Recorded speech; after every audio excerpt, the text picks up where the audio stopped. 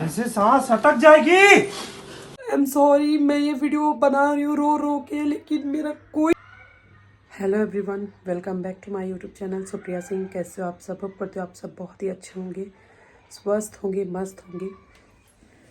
तो गाइज़, आज मेरा व्लॉग नहीं अपलोड हुआ, उसके पीछे रीज़न है। मैं कल लाइव नहीं आई, उसके पीछे भी रीज़न है। एक्चुअली थोड़ी प्रॉब्लम हो गई है हमारे घर में, और क्या बताऊँ, मुझे समझ ही नहीं आ रहा है मैं क्या बोलूँ। एक्चुअली मेरी मम्मी की तबीयत थोड़ी ज़्यादा ख़राब हो गई है। नौबत यहाँ तक आ गया कि उनको हॉस्पिटल में एडमिट कराना पड़ेगा। उनको अचानक से सांस लेने में ज़्यादा दिक्कत होने लगा, जबकि ऑक्सीजन मशीन घर पे है, सब कुछ है, लेकिन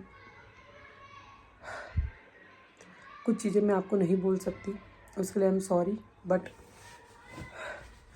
बस आपसे मेरी यही रिक्वेस्ट है कि अभी 1-2 दिन हो सकता है मेरे ब्लॉग्स आ भी सकते हैं, नहीं भी आ सकते, क्योंकि मेरी हिम्मत ही नहीं है कि मैं व्लॉग शूट करूं या कुछ करूं। यार लाइफ में ना बहुत कुछ देखा है, अभी इतनी उम्र तक बहुत कुछ देखा है, लेकिन जब बात अपनों पे आती है ना, तो कितने भी तुम अच्छे हो जाओ, कितने भी मतलब मैं शब्द नहीं है मैं क्या बोलूँ, जब भी बात अगर अपनों पे आती है ना, तो इंसान अपने आप को रोक नहीं सकता है।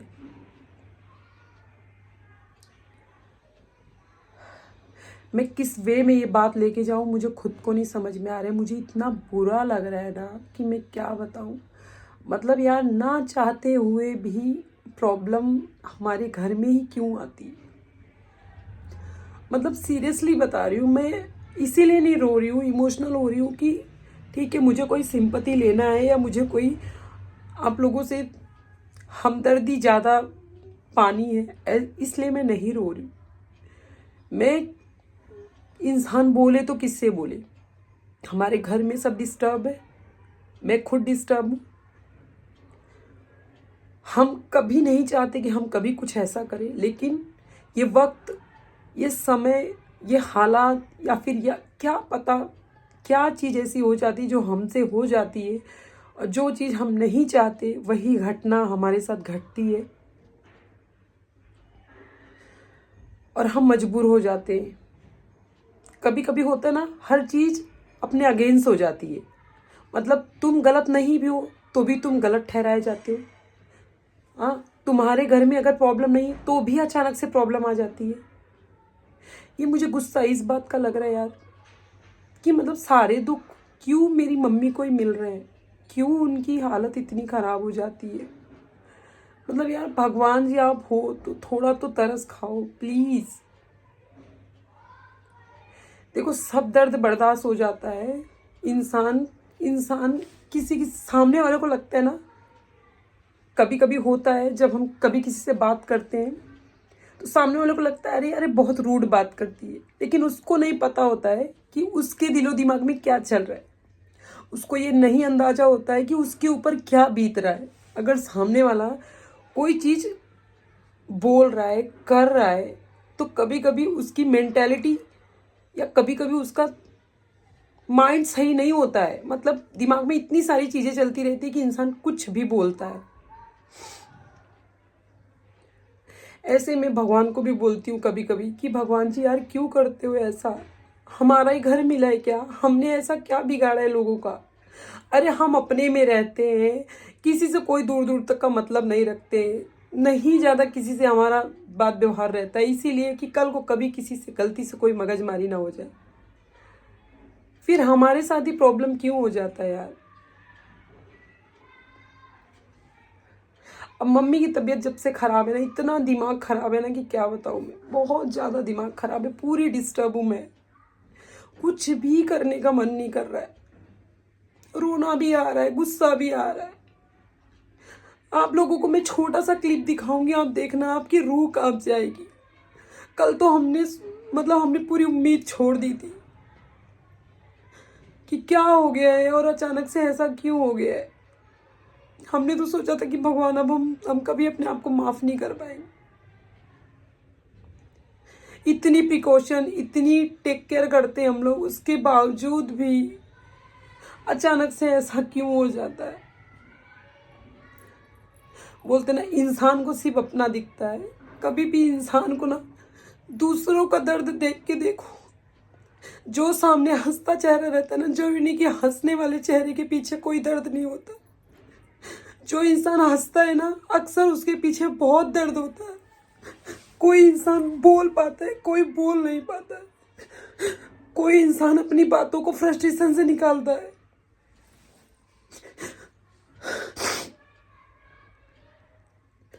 प्लीज एवरीवन, कितने लोगों को यही लगेगा, मैं जानती हूँ कि मैडम सोशल मीडिया पे रो के दिखा रही। भाई, जहाँ मुझे सपोर्ट मिलेगा, जहाँ मुझे कोई प्यार करेगा, जहाँ मुझे कोई समझेगा, मैं वहाँ अपनी बात रखूँगी। मुझे नहीं पता दुनिया कैसी है, लेकिन एक बात इतना पता है कि कोई किसी का नहीं है।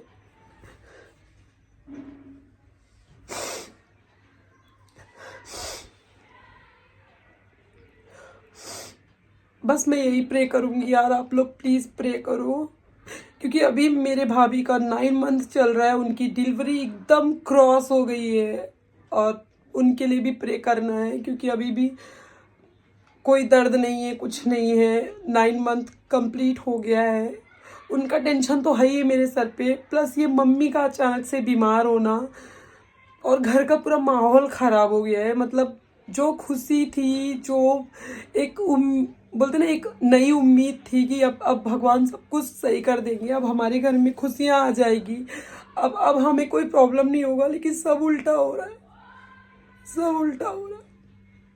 मतलब हम उम्मीद भी नहीं किए रहते कि हमारे साथ आगे क्या होने वाला है, और हम तो चाहते भी नहीं भगवान कि हम कभी ऐसी कोई प्रॉब्लम में आए या हमारे घर में कभी कोई ऐसी घटना घटे, लेकिन ना चाहते हुए भी हमारे साथ ही ऐसी प्रॉब्लम क्यों होती है।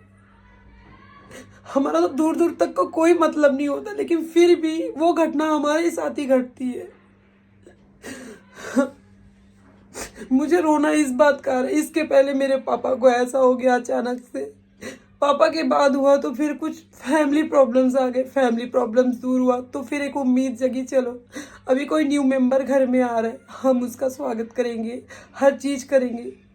ऊपर से मम्मी का बार बार बीमार पड़ना, और अभी कल तो हद ही हो गया। जो हालत मम्मी की थी, हम लोग पूरा उम्मीद छोड़ दिए थे, लेकिन कहीं ना कहीं भगवान थोड़ा सा तरस खाए कि वो अभी नॉर्मल है। लेकिन मुझे जहाँ तक लगता है उनको हॉस्पिटल ले जाना पड़ेगा, कंफर्म नहीं है, लेकिन मम्मी जाने को रेडी नहीं है। मम्मी बोल रही है, मैं काजल की ऐसी हालत में मैं हॉस्पिटल नहीं जाऊंगी, कुछ भी हो जाए। मैं कल उनकी तबीयत ख़राब, बहुत ज़्यादा, थोड़ा थोड़ा सुबह से ही ख़राब था, लेकिन हमें नहीं लगा कि उनकी अचानक से इतनी तबीयत ख़राब हो जाएगी। एंड थोड़ी मम्मी जिद्दी है, मैं उनको बोल रही थी मम्मी आप अपना ध्यान रखो, कुछ नहीं करो, आप ऑक्सीजन लो टाइम पे, लेकिन मम्मी बोल रही थी लेती हूँ। एक इंसान दवाई खाते खाते बोर हो जाता है यार।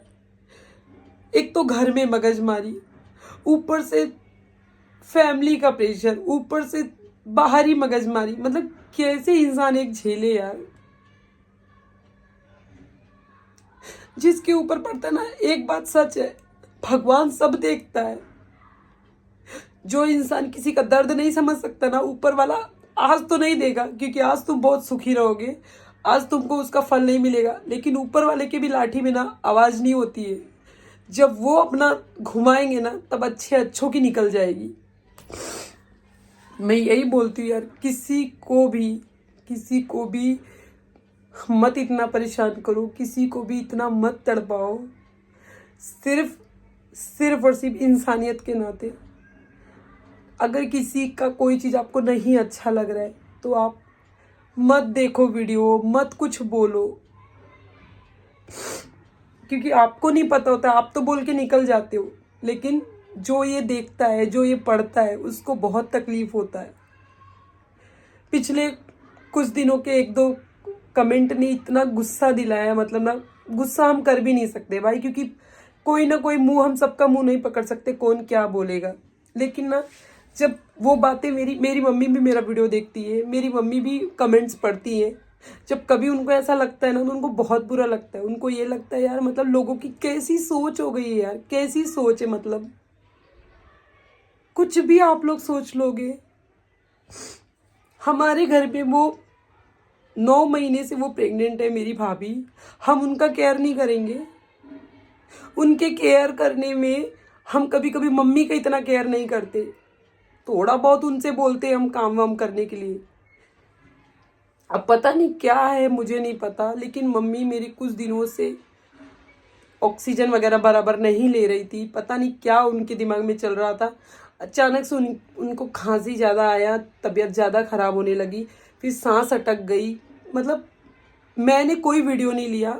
एक लड़का मेरे घर पे रहता है, उसने थोड़ा सा क्लिप लिया। जब हम सब लोग रोने लगे तो वो थोड़ा सा क्लिप लिया। वो मेरे को भेजा उसने बाद में कि दीदी देखो मम्मी को ऐसा हालत हो रहा था, आप लोग सब पागल हुए थे। और वो वीडियो मैं डालूंगी, आप लोग देखना कितना ज़्यादा मतलब तकलीफ है। ऐसे सांस अटक जाएगी।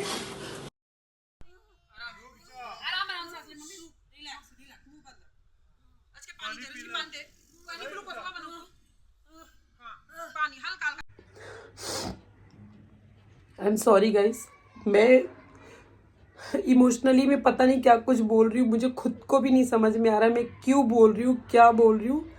लेकिन सच बता रही हूँ, मेरा अपडेट देना काम है, ये काम ही समझो मेरा। मेरी आप फैमिली हो, मैं बोलूँगी, मेरे को रोने का मन करेगा मैं आप सबके सामने रोऊंगी, हंसने का मन करेगा हंसूंगी। जहाँ अगर मुझे कोई देख रहा है, सुन रहा है, जान रहा है ये वीडियो के जरिए, किसी के लिए अगर आप दुआ नहीं कर सकते हो ना, तो बद्दुआ भी मत देना प्लीज़। वरना ये बात याद रखो, ऊपर वाला सब देख रहा है। आज मैं ऐसी हूँ, कल आपके साथ भी हो सकता है। तो रिटर्न तो गिफ्ट भगवान देते हैं, किसी को जल्दी मिलता है, किसी को लेट मिलता है ना। तो बस मैं यही बोलूँगी, आप लोग मेरी फैमिली के लिए ब्लेसिंग दो, बहुत सारी ब्लेसिंग दो। मेरी मम्मी ठीक हो जाए, मेरी भाभी की डिलीवरी नॉर्मल हो जाए। मतलब बहुत कुछ दिमाग में चल रहा है यार, कितने फ्रस्ट्रेशन से मैं गुजर रही हूँ ना, मैं नहीं बता सकती सीरियसली। आई एम सॉरी, मैं ये वीडियो बना रही हूँ रो रो के, लेकिन मेरा कोई इंटेंशन नहीं है रोने का, बस मैं मेरे आप को बोल नहीं पा रही हूँ। मम्मी के सामने रो नहीं सकती, भाभी के सामने रो नहीं सकती, हस्बैंड के सामने बोल नहीं सकती, कहाँ जाओ बोलने।